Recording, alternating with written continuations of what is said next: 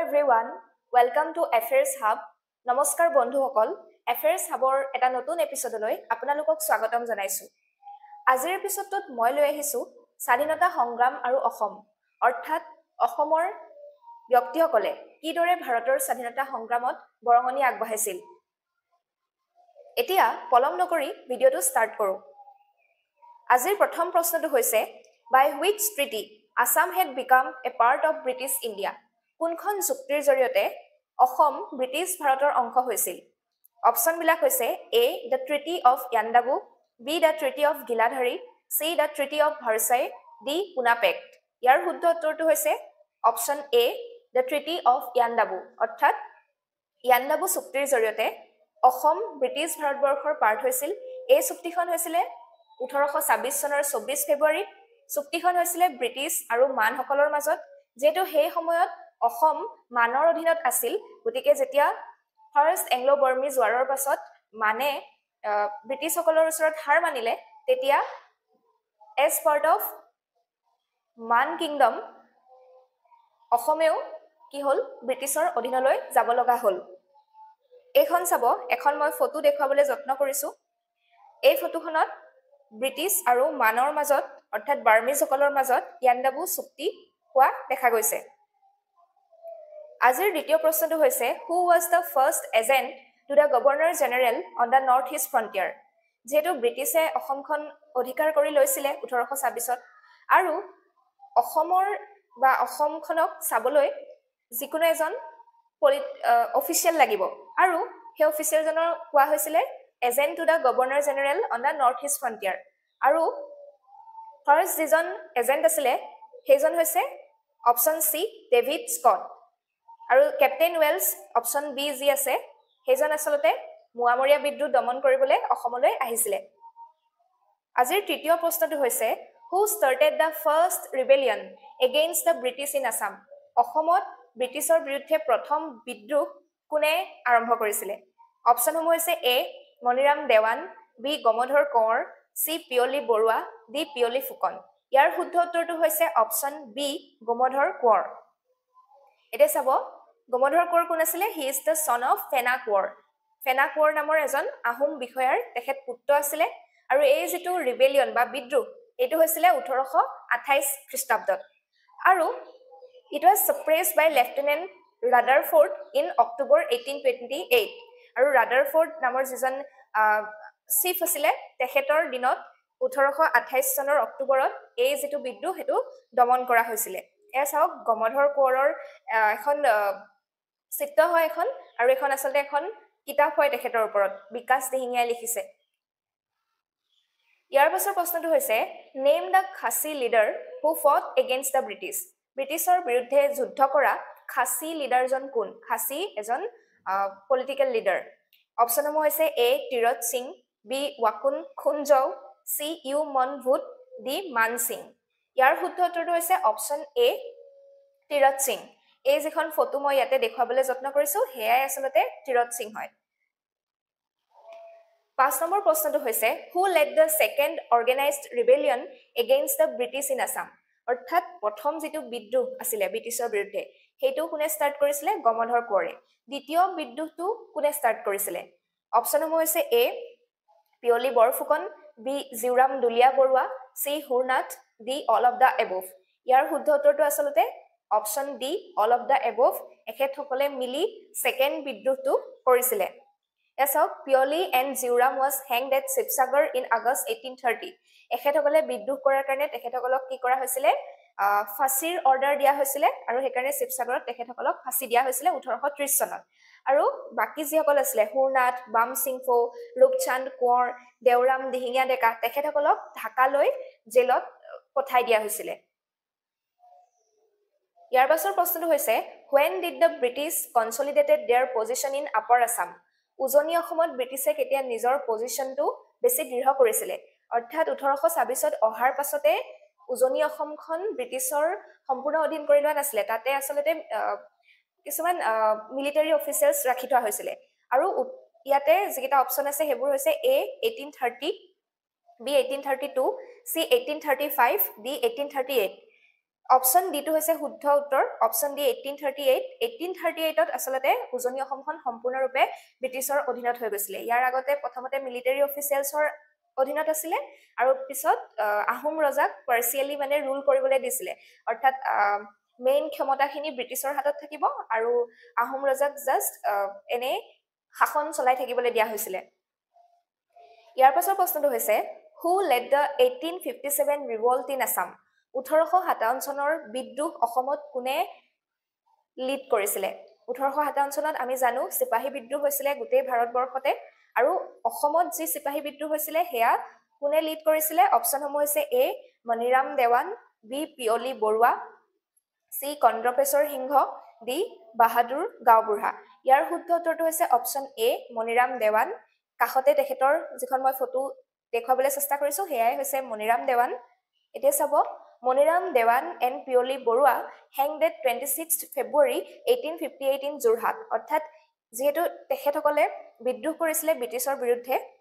সেয়ে তেখেতসকলক 1858 চনত যোৰহাটত ফাঁচি দিয়া হৈছিলে আৰু এই যেটো 1857 চনৰ বিদ্ৰোহ সেই বিদ্ৰোহত জড়িত থকা আন ব্যক্তিসকল হ'ল দুতিৰাম বৰুৱা মধু মালিক বাহাদুৰ গাঁওবুঢ়া ফৰমুদ আলী ৰূপহী আইদেউ লুম্বৈ আইদেউ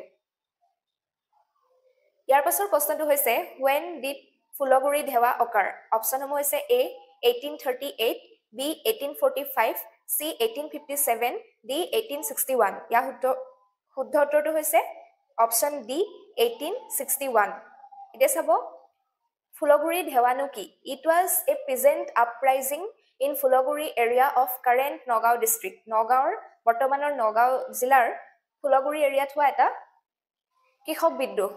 People were concerned about imposition of new taxes on betel nuts and pan অৰ্থাৎ তামোল পানৰ ওপৰত এটা নতুন কৰ লগাইছিলে ব্ৰিটিছে আৰু লগতে কি কৰিছিলে পপি কাল্টিভেশ্যন বন্ধ কৰি দিছিলে যৰ পৰা মানে কানি উৎপন্ন হয়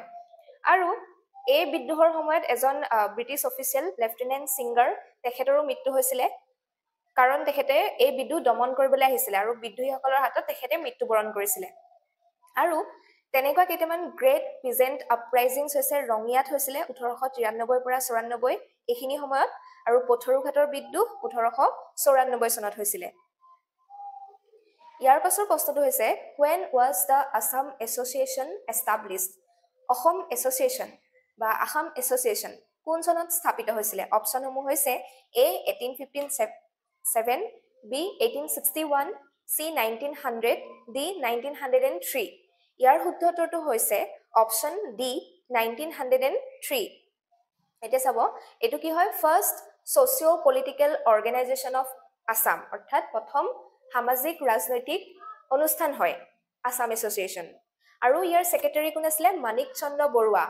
আৰু আদাৰ প্ৰমিনেন্ট মেম্বাৰ্স কোন আছিল ঘনশ্যাম বৰুৱা জগন্নাথ বৰুৱা এখেতসকল আছিল আসাম এছ'চিয়েশ্যনৰ মেম্বাৰ আৰু তেওঁলোকে ফাৰ্স্টে আচলতে ব্ৰিটিছৰ এম্পাথাইজাৰ আছিলে তেখেতসকলে ব্ৰিটিছ পলিচিবিলাক সাপোৰ্ট কৰিছিলে কিন্তু পিছলৈ স্বাধীনতাৰো তেওঁলোকে ডিমান্ড কৰিছিলে ইয়াৰ পাছৰ প্ৰশ্নটো হৈছে when was Assam Provincial Congress established Asom Pradesh Congress committee কেতিয়া এষ্টাবলিছ কৰা হৈছিলে অপশ্যনসমূহ হৈছে A 1903 option B 1914 option C 1921 D 1927 ইয়াৰ শুদ্ধ উত্তৰটো হৈছে অপশ্যন চি 1921 এতিয়া চাব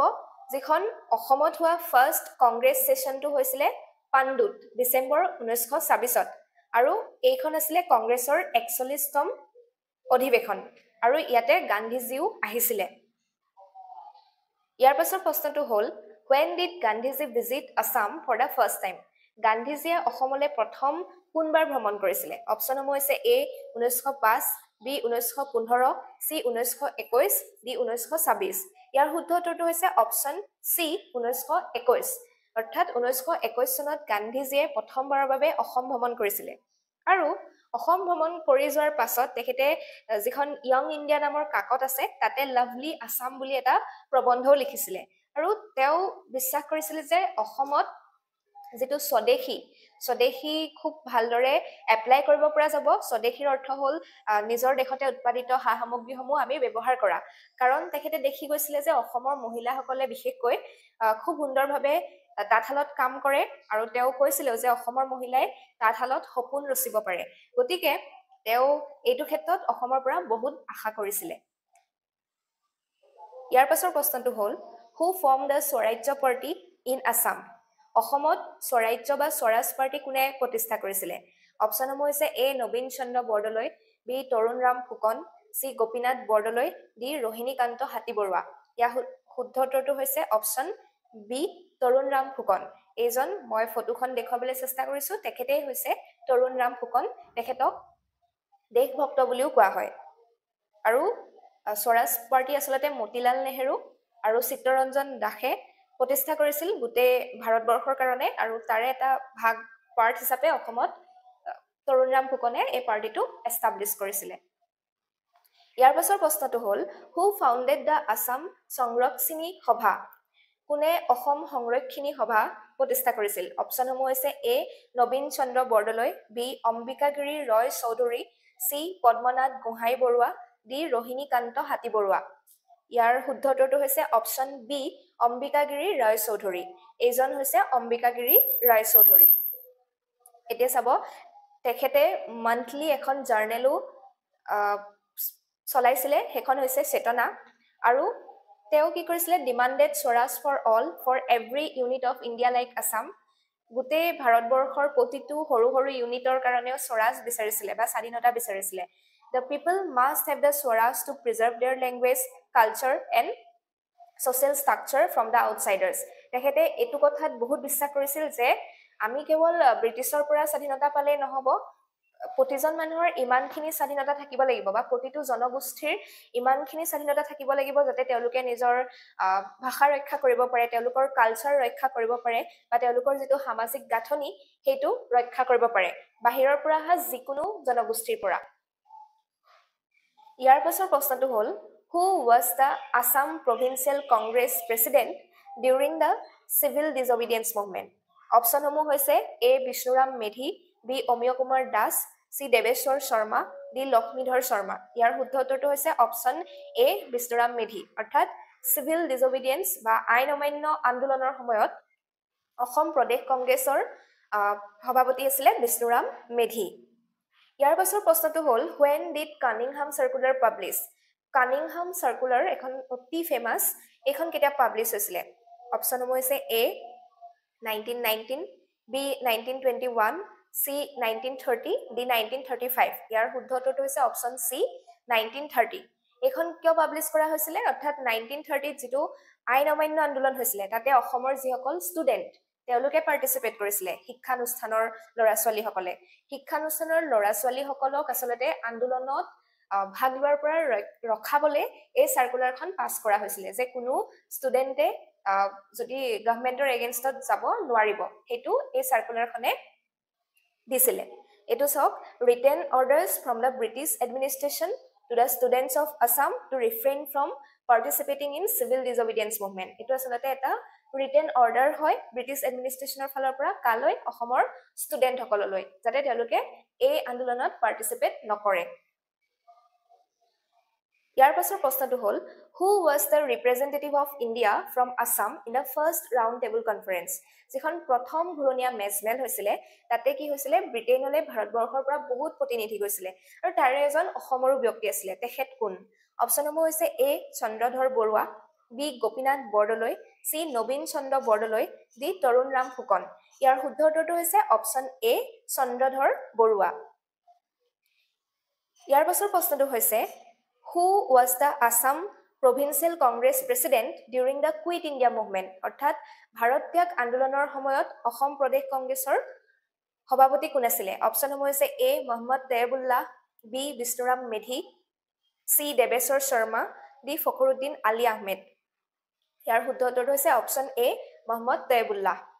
আৰু আজিৰ যেটো শেষৰ প্ৰশ্ন হেতু হৈছে Kanaklata Barua a martyr in Assam's freedom struggle died while participating in which of the following movement অৰ্থাৎ কনকলতা বৰুৱা তেখেত এগৰাকী ফ্ৰীডম ফাইটাৰ আছিল তেখেতে কোনটো স্বাধীনতা আন্দোলনৰ কোনটো